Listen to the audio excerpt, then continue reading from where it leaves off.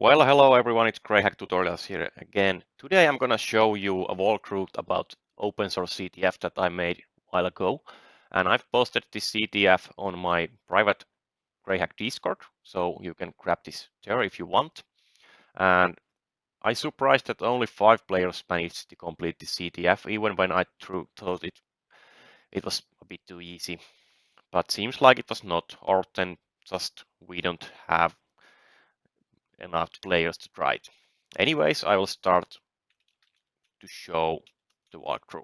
So goal here is that you have this open source binary and it simulates the poorly coded application in Greyhack and shows the vulnerabilities in the code if it's code wrong. And you are allowed to read the code, but you are not allowed to change it. So you just build it and start doing the task. So first task is actually vulnerable encryption, and here is actually almost a solution for the first task because the XOR is actually two-way function.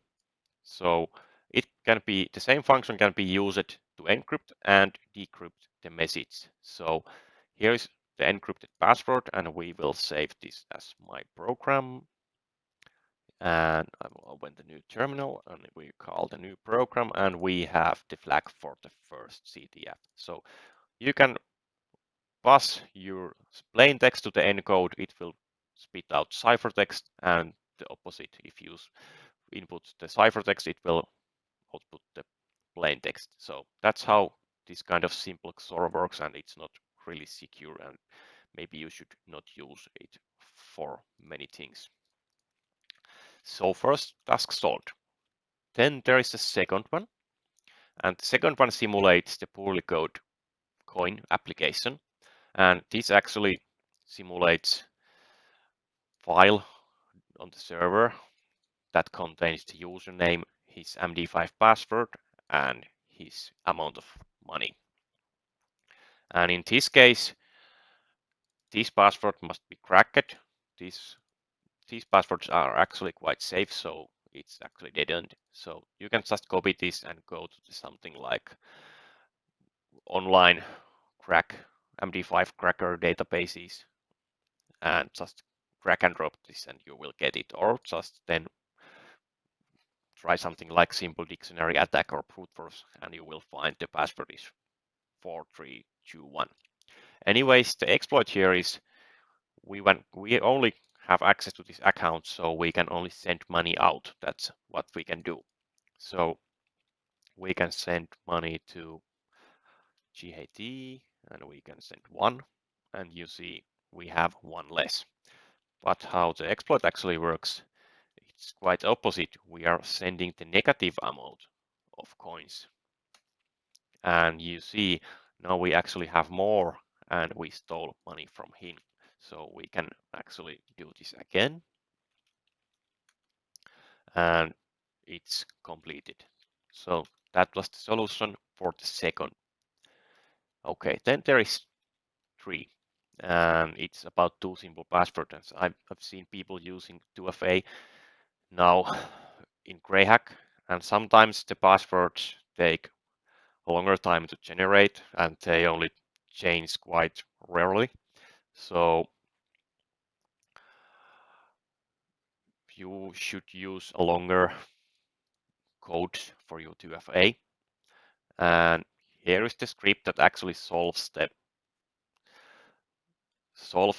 this part. So because we know this is actually the MD5, and here is the format, we know how actually the hash is generated. So we actually only need to brute force through all the digits. So we can just use simple range script, and we can just copy this because this changes every time. And we don't want to launch the program again because it changes again. And we already have the script here, code, and it's completed. So not complicated. I think that is not necessary, but not complicated at all. Just something really easy that you can brute force bin switch. And the next one, and the last one is sanitization bypass. And our goal is to register admin user. And we can try to log in as admin user, admin, and let's put something. And of course, we don't know what's the admin password. So we can try to register admin user. Let's use admin and username, password admin. And we get output that user already exists, but we will see users that also are on the server. Of course, in real life, you will not see hashes, but this is here to help user to figure out what's wrong in this vulnerable code here. So we can try to register something like test, and let's put password like 123. And seems like this works because it's not the capital T. But the trick is we could use something like print MD5. So we want to generate a password hash of our password, and it will be 1234. Let's run my program. And this will be our password hash. And then we go to the registered admin user, and we can use admin. And then we can actually do something like this. Because this is not yet MD5'd. If you go to check the code will actually just, where is it?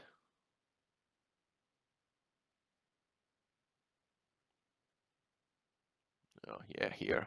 It will only MD5 the password. So now we have this user here and this, and we can add this yet, and we can do something here if you want.